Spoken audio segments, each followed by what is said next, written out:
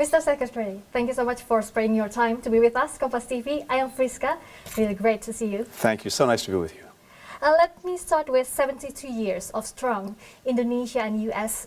Diplomatic ties. So how to reaffirm that strong diplomatic ties between two countries, especially about the Indonesian Strategic Partnership and the importance of the free and open Indo-Pacific region? Well, that's exactly what we're doing.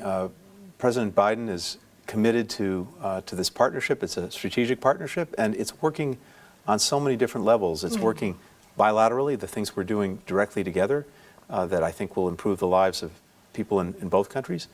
Regionally, where Indonesia plays such an important role, including in ASEAN, and even globally, where taking on the leadership of the G20, the 20 largest economies in the world, Indonesia is going to be playing a very, very important role next year. And for us, reaffirming these ties that are already very, very strong includes making sure that at every level, starting with our president, we're connected, we're working together. The president had, the two presidents, President Jokowi, President Biden, had a very good and long conversation when they were together at the Glasgow COP26 meetings. In fact, the meeting was scheduled to go for half an hour. It went twice that long because there was so much to talk about. And I think that's evidence of our commitment to the relationship.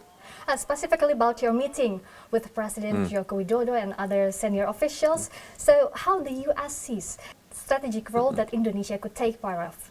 Well, first of all, I was really grateful for the time that President Jokowi gave me yesterday when I arrived, and then all of the work that we've done since then with Minister Retno, Minister Lahut, and other colleagues and friends. And I think we talked about the issues that are having an impact on the lives of people in both of our countries, and the work that we can do together on them. COVID-19 and combating that, and together building an even stronger system so that in the future we can deal with pandemics even more effectively. Climate and dealing together with the challenge that it presents, but also the opportunity to create good new jobs with green technology. And infrastructure and investment and the economic ties between our countries, which we think can and should grow even stronger. So we talked about all of that, and what we call the digital economy. So much of our economy now is shaped by the digital world, and making sure that people in both of our countries have the skills that they need to really do well in that economy. Okay. Mr. Secretary, regarding to the tensions in the South China Sea, what are the key concerns from the U.S. and how could Indonesia and the U.S. commit to do on this issue? Well, you know, we talk about a free and open Indo-Pacific, but what does that mean? It means that for individuals, they are free to shape their own destinies, to make their voices heard, to live in free and open societies. For countries, it means the freedom to choose their own path and to choose their own partners. And regionally, it means a region where countries are, and the relationship between them is defined by collaboration and cooperation, not coercion. And so that's the kind of Indo-Pacific that I think not only do we want to see, but people throughout the region want to see, including in Indonesia. And so that's what we're looking for and what we're working toward. And since the U.S.-China trade war has become a concern to global communities for many years, so in the year of President Biden administration, how is the relation between two countries? Does the U.S. see the China's progress in economy and technology as a threat? Trade, investment are good, including with China for all of us, provided it's fair, that it's on a level playing field, that everyone is playing by the same rules. So that's what we care about. That's what concerns us. If countries are not playing by the same rules, well, it's important that we do something about that together.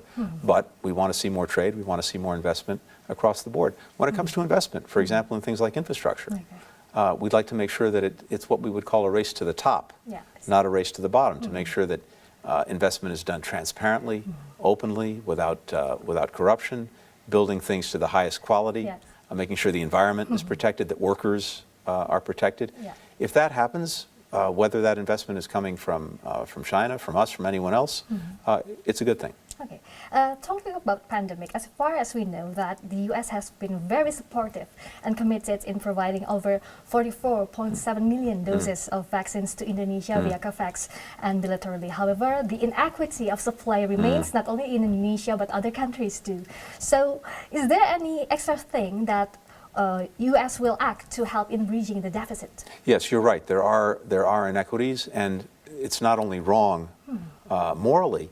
It's also a real problem for everyone because no one is safe until everyone is safe. And we've just seen that again with the emergence of the Omicron variant.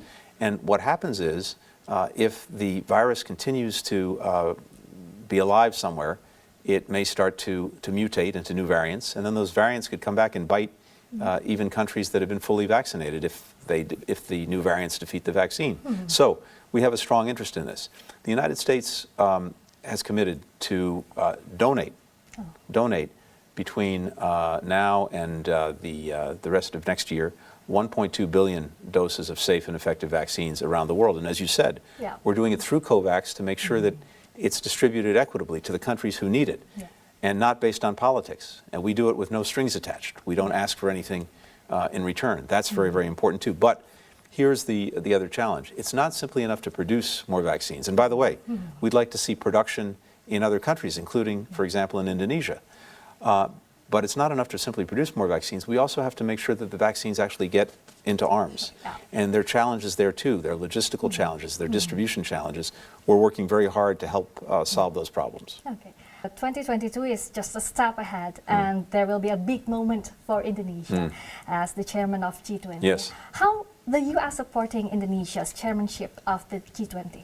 We talked a lot about that with President Jokowi, with Minister Retno, with other colleagues, and we are looking very much forward to Indonesia's chairmanship of the G20 and the very important work that I know it wants to carry forward, including on things like health security, on climate, on the digital economy, on economic transformation, and we intend to be the strongest possible partners for Indonesia in that effort. It's a tremendous responsibility, but we're also tremendously encouraged that Indonesia is taking it on. It's an important moment for the world, and I think Indonesia can make a very big difference leading the G20 over the next year. Okay.